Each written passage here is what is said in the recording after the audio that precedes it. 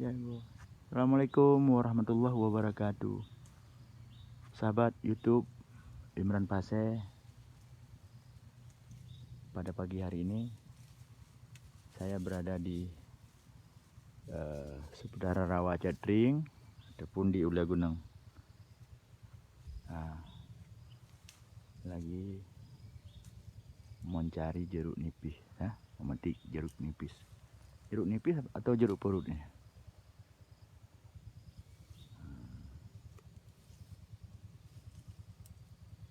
Ini yang sedang memetik jeruk nipis ini adalah seorang wanita yang kuat, tabah dan sabar. Saya tidak tahu namanya. Bu, namanya siapa, Bu? Nyamban pubohnya lihatnya. Puboh namanya mana? Boh kelile. Tak ada. Nak nyan depu le bang. Banyak sekali, Bro.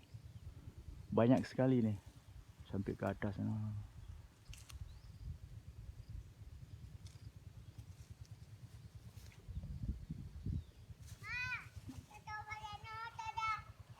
Ya bang pulau.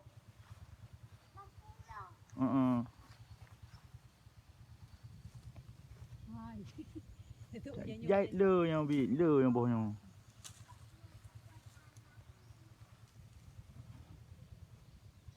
Oke, teman-teman, nantikan video saya selanjutnya awal ataupun pertengahan bulan Juli, menyangkut dengan rencana baik Mualim untuk memulangkan seluruh warga Aceh di Malaysia dengan kapal laut. Oke teman-teman, saat ini saya sedang berada di kebun. Maklumlah tidak ada aktivitas lain hari ini. Ya. Ini yang sudah dipetik ya ini.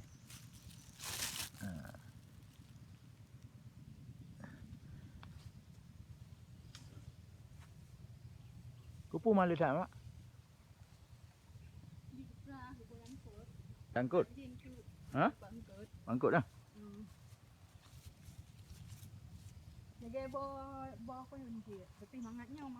Nyo na lari juga ayah long kah?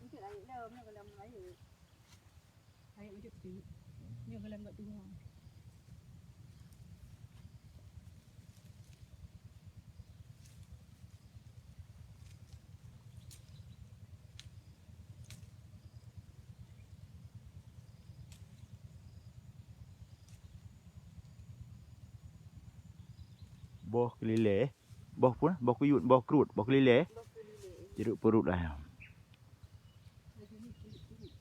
Sejenisnya nah. Oke teman-teman, kita lihat pemandangan yang lain. Inilah suasana di kebun kami di Ule Gunung ataupun di Rawa Cetring, tengah-tengah Rawa Cetring. Ini aja ada juga nangka. Nah, ini nangka sudah mau panen nih nangka.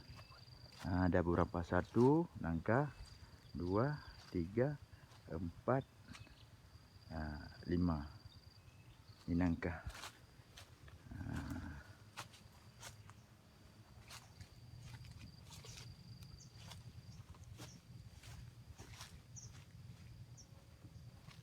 Oke teman-teman, terima kasih yang sudah nonton channel YouTube Imran Pase.